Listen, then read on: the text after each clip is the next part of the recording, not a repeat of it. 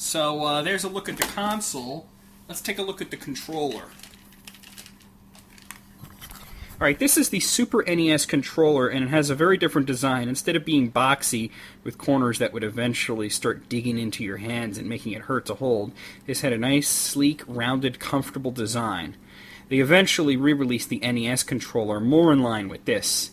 There's the D-pad. There's Start and Select, which for some reason are diagonal. I guess it's so they could fit them on there better.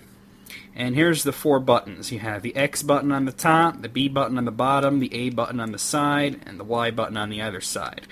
Believe it or not, when this came out, this seemed really overwhelming. Like, we were used to 2 buttons. When 2 buttons came out, that was really innovative. I mean, most consoles had 1, and then came 2, and now there was 4. Oh, wait, 6. Yep. With every controller, and Nintendo does something innovative that had never been done before. With the NES controller, it was the D-pad, the digital input pad. With this, it was shoulder buttons called L and R. Not all games use them, but a lot of them did. And there's the back of the controller. Yep, this is SNS 005.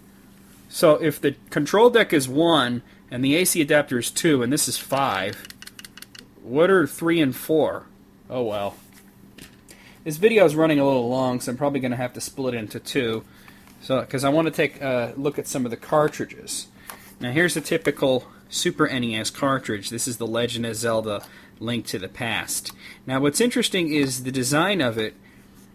I thought it was weird when it came out when I was a kid, because these are a whole lot smaller than NES cartridges.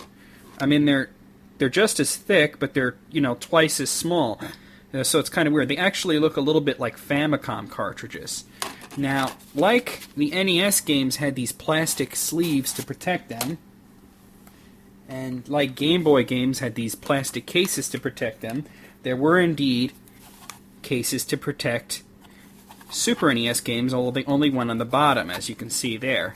And they have a little faint Super Famicom symbol on them. The Super Famicom symbol did show up in America in other places, but this is the most prominent one. Now you might notice that these 2 cartridges are slightly different. There's the Super NES original design cartridge with Zelda, and there's the slightly different one for a later game. This is Chrono Trigger. You notice that this part, instead of jutting out, actually juts in. I really don't know why they switched the design or, what significance it has, but it's kind of cool that you can just look at them and tell if it's an early game or a later game. Also, sometimes there were special cartridges. Like, you remember the golden Zelda cartridges on the NES. Well, Zelda's not gold there, but they did occasionally release special colors. This is the only one I have, Killer Instinct, which is black. Killer Instinct was also one of the first games that I can remember had this different design. Well, actually, there were probably some others before that, but it was an early example. Or maybe I was just drawn to look at the cartridge because it was a different color. Who knows? I don't know why they changed the design, but I like how they changed the color. Not too many games did this. Killer Instinct is the only one off the top of my head that I know did it. So yeah, there's an example of 3 games: Zelda, Killer Instinct, and Chrono Trigger, each with something unique about them. The Super NES had a really long lifespan, actually longer than the NES if you count its lifespan in Japan.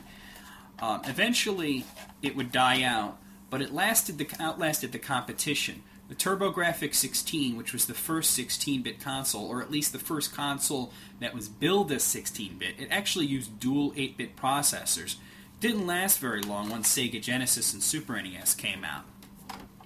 The Sega Genesis lasted for a really long time, as it was the first true 16-bit console and had a lot of great games.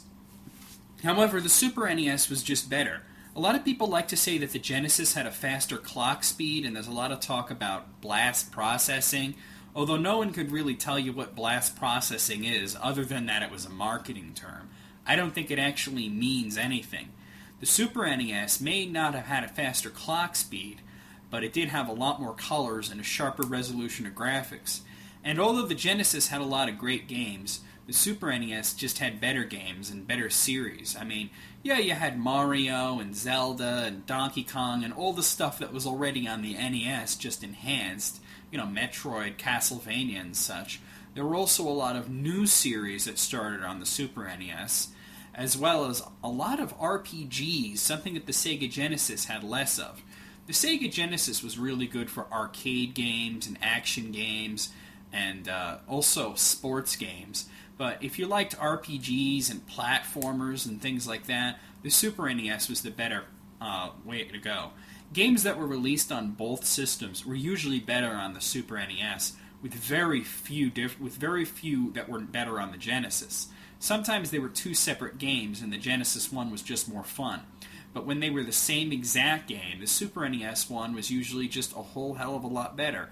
There's probably one or two that were better on the Genesis, but they're definitely exceptions to the rule.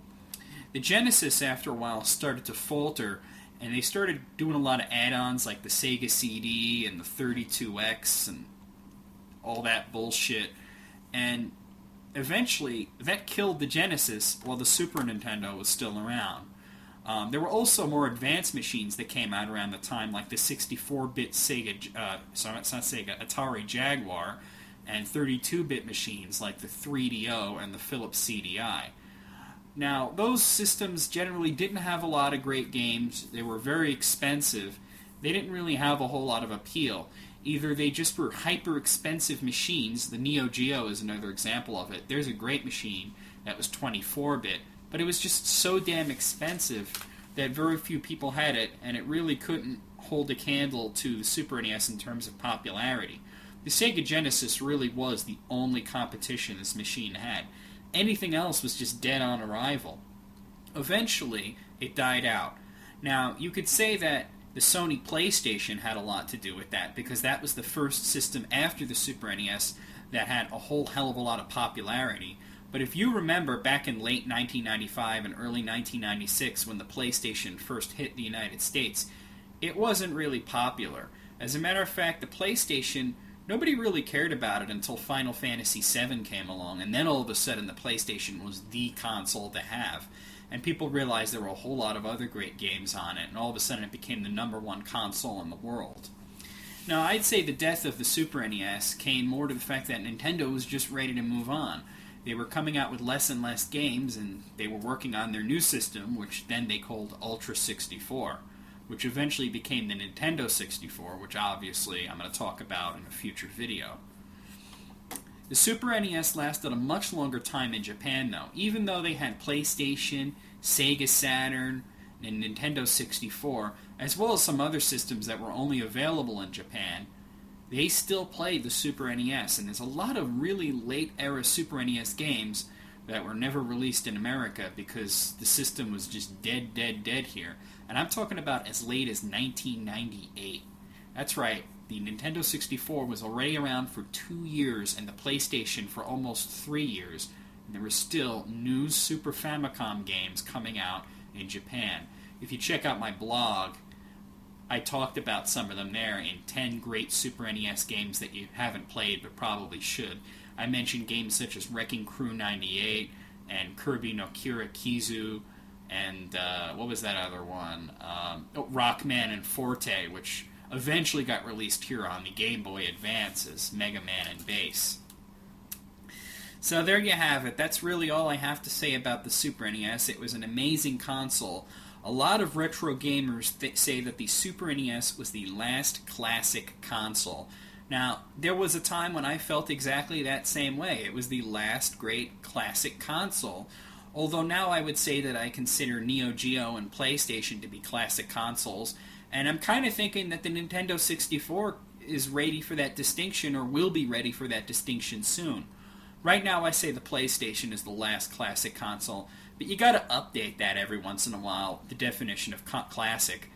I mean, because otherwise, what would you call the PlayStation? You can't call it a new console. It's definitely a classic console at this point. It's remembered fondly.